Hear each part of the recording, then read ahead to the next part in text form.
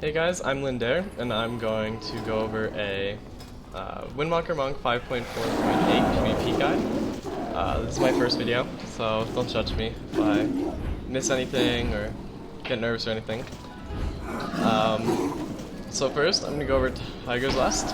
The reason why I run that is because you can just use someone else.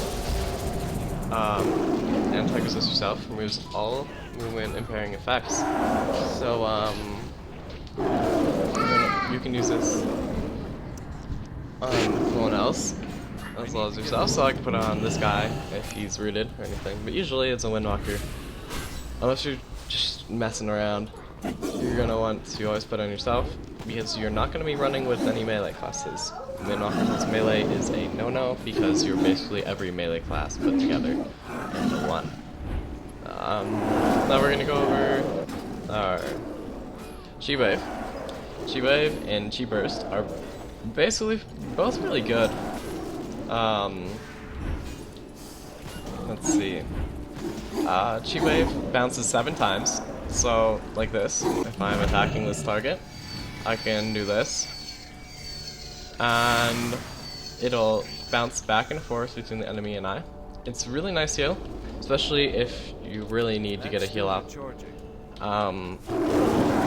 So yeah, I mean, Chi-Burst is just a cast though, and that's the only reason why it's bad about it, besides for its cooldown. Chi-Wave's on a 15-second cooldown, you can always just keep reapplying it unless you need heals.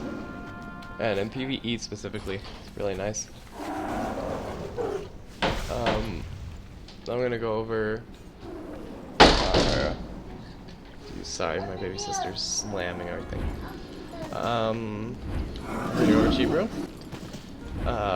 You could do Ascension, but you probably want to go with Chi-Brew because it gives you 2 Chi right down here, and it'll also generate, there's my Tiger side right here, 3 plus, and usually only 2, but it can give you 3 plus. Let's little Tiger side bruise. So you're gonna do that, especially if you're a Mistweaver, because you need mana. You need mana now. Someone's taking huge damage. You need to get mana back. The Surging Mist costs 1/10 of your mana. Then I'm going to run Lake Sweep, because Ring of Bees is kind of viable. I guess you're running with melee or something.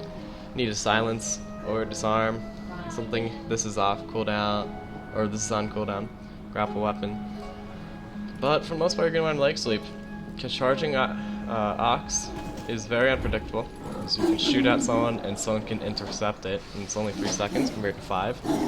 This is a 5 AoE stun. Ring of Peace is mainly just for Mistweavers. So, then I'm gonna go over Healing Elixirs. Healing Elixirs is generally better than anything else. This is only really for fighting God Comp or any comp with a Flick Block, because you can redirect all the spells back into one person. And then I'm gonna go over Rushing Wind, which is my last entry. You can choose really any of these. Any of these are pretty viable, except this is the weakest one out of them all. This one, Zune is very unpredictable, and he does a lot of damage, but his cooldown, he has like the same amount of damage as Rushing Wind, except he lasts longer, doesn't cost any energy, but he has a 3-minute cooldown, and he will pop everyone and their brother out of CC chains, which is one of the reasons why no one actually runs Zune, or runs with monks in general, because all your final talent trees are AoEs. So next up, we're going to go our glyphs, and we're going to run Touch of Karma, Touch of Death, and Nimble Brew. And they're all pretty obvious, just because you don't want to have a Chi cost or Touch of Death, and you don't want to have melee range Karma. So, yeah, and then this one, the third one, after these 2 are in here, is the most interesting one, because you can run with Paralysis, or with Fist of Fury, or even, let's see, Glyph of Detox or Glyph of Sparring. They're all very viable. There's no real thing you need.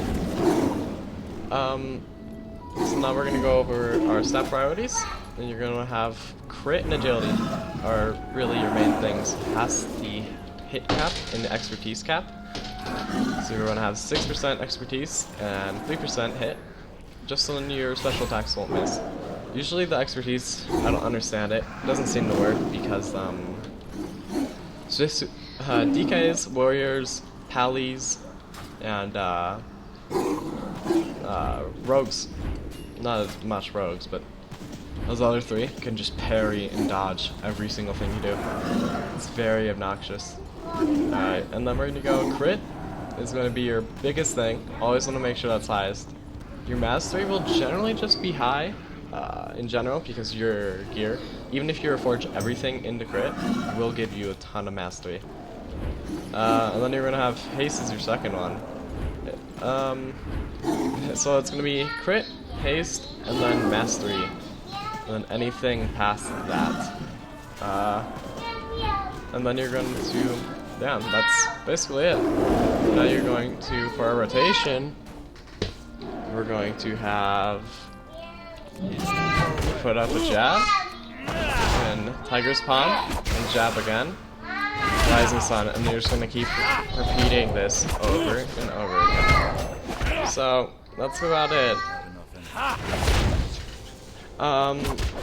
Now for our burst, is going to be apply your unused trinket and your Tiger's Eye, only when you have 9+ stacks in my opinion.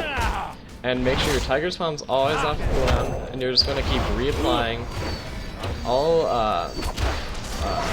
Rushing Jade Wind and your Chi Wave and all that, just so then you can just keep applying constant pressure until that's basically done.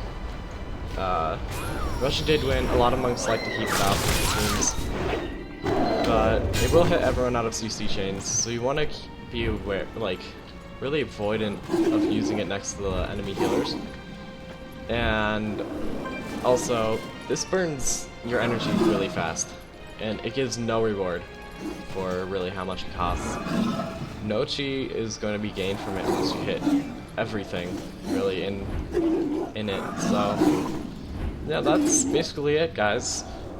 Thanks for watching, and my first video. So don't judge me, I'm a bit nervous. Haven't done this before. So thanks. Bye.